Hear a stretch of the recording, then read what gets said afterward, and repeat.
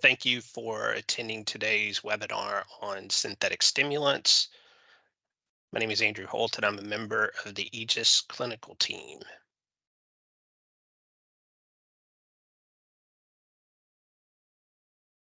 Aegis is a lab company based in Nashville, and we have been providing drug testing services for over 30 years for a variety of organizations, primarily in the clinician office space. However, you will also note some other organizations on this slide as well. Our testing services provide objective, clinically actionable insights, which can help improve patient care through the identification of inappropriate substance use, whether it's intentional or unintentional. So, in today's webinar, we will learn about the most common classes of synthetic stimulants, the primary class being the synthetic cathinones. We will look at some of the known symptoms that have been associated with synthetic cathinone use. We'll briefly touch on other stimulant classes, which are included in testing menus that you may see. And we will also take a look at Aegis's data illustrating synthetic stimulant trends that we have detected over the past several years. This is a slide that we see frequently, and we justifiably focus on the rapid increase in synthetic opioids, which is the gold line here. However, today I want to focus on the stimulants that are represented on this graph that we sometimes they get overshadowed by the opioids, and justifiably so. There are two blue lines on this graph. One is for cocaine, the other is for stimulants that primarily include methamphetamine. And you'll notice um, that increase in those two stimulant classes, while it's not as marked as the synthetic opioid increases, uh, from about 2015 on, you do see a fairly sharp increase in those identifications in overdose death cases. So while we're going to talk about synthetic cathinones primarily in this webinar, um, they're not going to be specifically called out on a graph like this because they're not as common. However, their effects are similar to methamphetamine and cocaine, and so some people may get exposed to those as thinking they may be exposed to methamphetamine or cocaine, or they may seek out these as an alternative to methamphetamine or cocaine. This is another graph from the CDC, and really I want to focus on the fact that when we see stimulants in overdose death cases, the majority now also involve an opioid. So really, there's a kind of a movement now to sort of emphasize the fact that we have a polysubstance use epidemic and not just an opioid epidemic, and that's to try and increase awareness of the stimulants like cocaine and methamphetamine primarily, but other stimulants could be potentially included in this as well.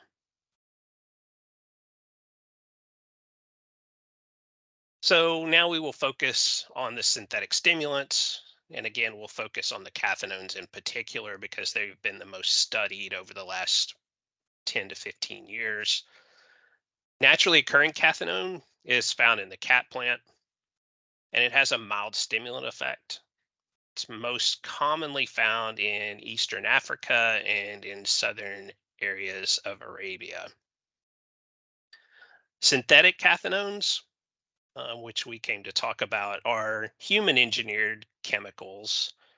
They're structurally related to naturally occurring cathinone, and they typically originate from countries in East Asia. They may be distributed throughout the world to sort of hubs, but a lot of them originate in Eastern Asia. The intent of these chemicals is to mimic the effects of common stimulants, like we talked about cocaine and methamphetamine on previous slides, but ecstasy as well.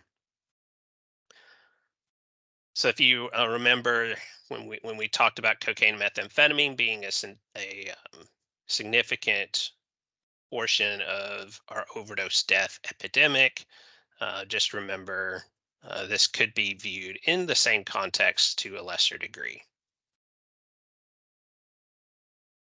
Synthetic cathinones are known by a wide variety of names. Um, some names are intended to make them easier to sell. They've been known as basalts, which is probably the most common name that they are known by. But they've also been labeled as plant food, glass cleaner, jewelry cleaner. In many cases, they may be labeled as research chemicals and labeled not for human use. We've also included a long list of street names which have been discovered in the literature. Just keep in mind that these can change over time and new street names are made all the time. They can be sold in brick and mortar stores. However, most sales that we see now are online. They're typically ingested by sniffing or snorting. However, they can be taken orally smoked or put into a solution and injected IV. Synthetic cathinones are known to have effects on neurotransmitters, the dopamine, serotonin, or norepinephrine, which is helpful to understand both why they are used and the potential for adverse effects from their use. So, this slide contains the reason they are used and the adverse effects, and we're focusing on short term effects on this slide. So, short term reasons that they are used could be increased libido, heightened alertness, increased concentration, an increased openness or talkativeness, uh, be able to increase physical activity, again, or alertness, and then sometimes as a to increase a euphoric feeling. The short-term mental effects from cathinone, synthetic cathinone use can be wide-ranging. It can depend on the compound and the individual who is using them. They can range from the list is long: confusion, suicidality, psychosis, depression, hallucinations, injurious behavior, anxiety, agitation, and aggression. So we listed some of the short-term mental effects on the previous slide. Here's some of the short-term physical or neurological effects. Physical and focusing on cardiac symptoms, you can have tachycardia, chest pain, heart attack, hypertension, or a decrease in general circulation throughout the body. Neurological effects, tremor, seizures, headache, dilated pupils, and lightheadedness. Those have been described in the literature. We talked about short term effects on the previous slides. There are also potential long term effects from synthetic cathinone use. Long term mental effects, you can have long term anxiety, confusion, psychoses, depression, or mood changes. And in long term physical effects, you can have insomnia, injury to the liver and heart, other organs as well, like kidney damage, kidney failure. You can have muscle injury or breakdown, rhabdomyolysis, skin rashes, or skin infections are possible as well. There are other considerations associated with synthetic cathinone use. Primarily, binge like behavior is possible, and that can lead to reuse and primarily to avoid negative withdrawal symptoms, which we'll talk about in a few slides. The binge like behavior can go on for days to weeks, possibly. Cathinone use, as we talked about briefly, can result in psychosis, uh, resulting in violence or agitation, or risk taking. And that can result in injuries in some cases. Another consideration we mentioned, increased libido is one reason they are used, and you can have a secondary increase in the spread of sexually transmitted infections as a result of that. So, synthetic cathinone use has been associated with prolonged confusion and memory or language impairment. Overdoses can lead to multi-symptom organ failure, which we've mentioned. And when evaluating an individual exposed to what are believed to be synthetic cathinones, one should keep in mind that these substances are often blended with other substances or contaminants, which can make evaluation of an individual presentation very difficult. We mentioned earlier, some people may binge to avoid negative withdrawal symptoms. This is a list of some of those withdrawal symptoms here, which can be fatigue, anxiety, irritability or depression, and an inability to concentrate. We'll now take a look at some of our major cathinone detection trends over the last 3 years. Keep in mind that quarter four 2023 data is just partial. About a half of the quarter data is represented there. The analytes that are included on here, it's important to note, each had at least one quarter where it accounted for greater than 5% of our cathinone detections overall. So there are some that are not listed on here that have more minor detections. We're focusing on data over 3 years to help illustrate changes that are common within the NPS supply, and these cathinones are just one illustration of that. Let's start by focusing on Utilone, which is the purple bar. Um, it was responsible for approximately 95% of our synthetic stimulant detections in quarter one of 2021, is illustrated there. However, if you follow those trends over time, all the way to what is the last complete quarter, which is quarter three, 2023, it's only about 3% of our stimulant detections now. Pentalone, which is the green bar, is a really interesting cathinone to talk about. It's a relatively old cathinone that had largely disappeared due to legislation efforts and regulation efforts throughout the world and the US. However, mysteriously, in the third quarter of 2021, it popped up again. So that's the green bar in quarter three, 2021. Um, it became by quarter one and quarter two of 2022 became the most identified stimulant in our testing.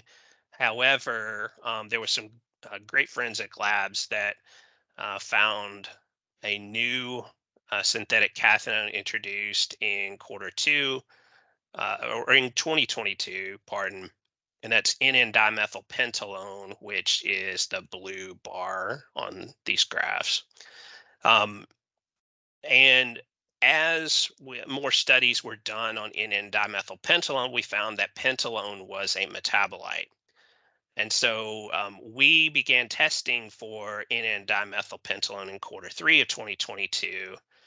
And it was seen in combination with pentalone in many samples. It still continues that today.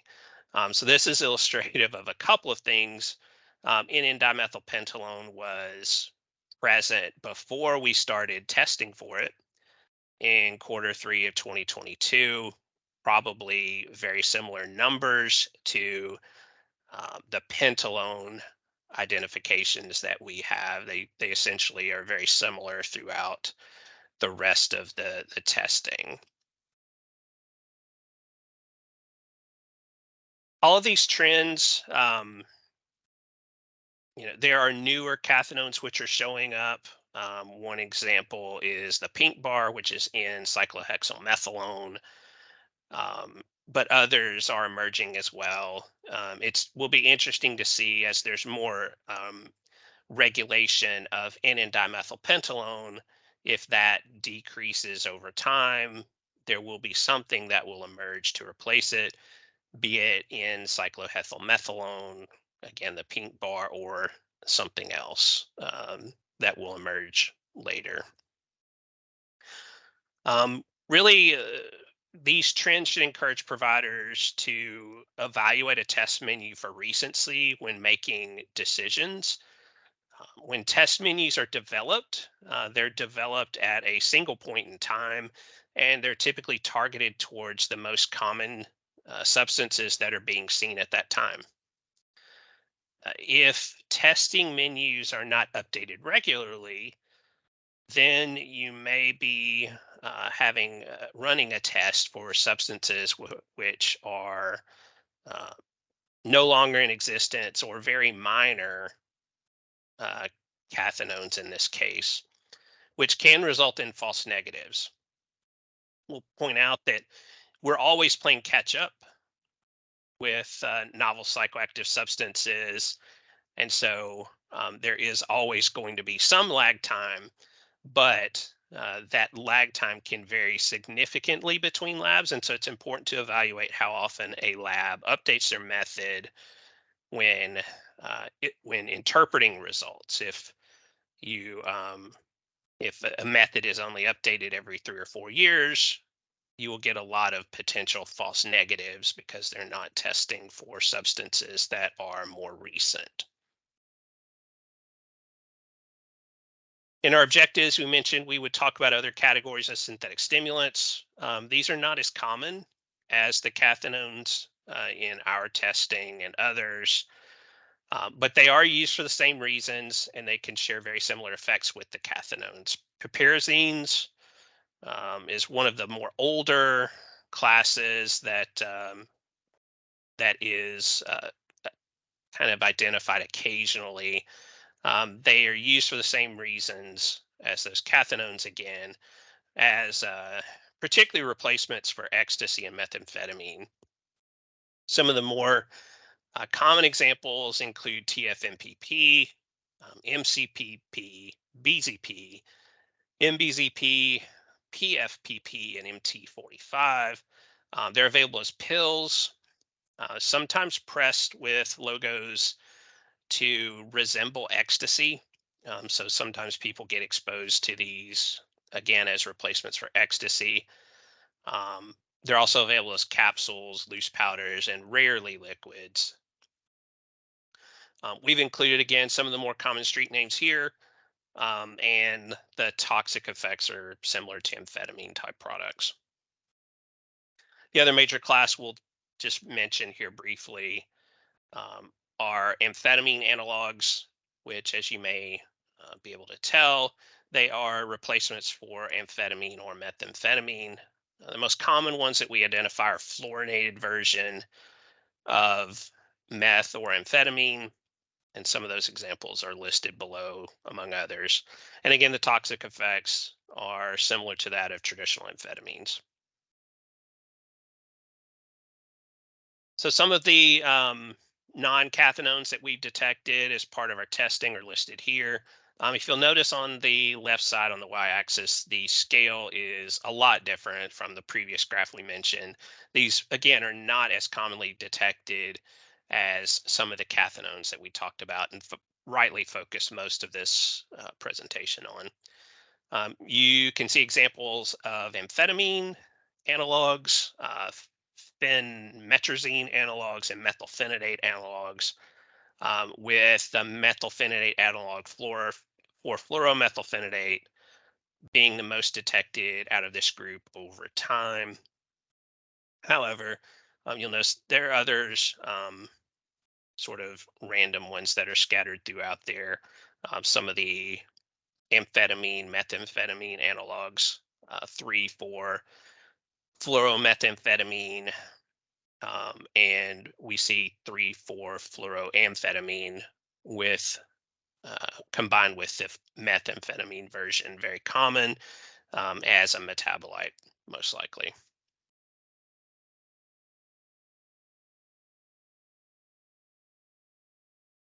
Thank you for tuning to this month's webinar. We hope you have found it informative, and be sure to look for notifications from us of future meetings and join us as you are able. Thank you and have a great day.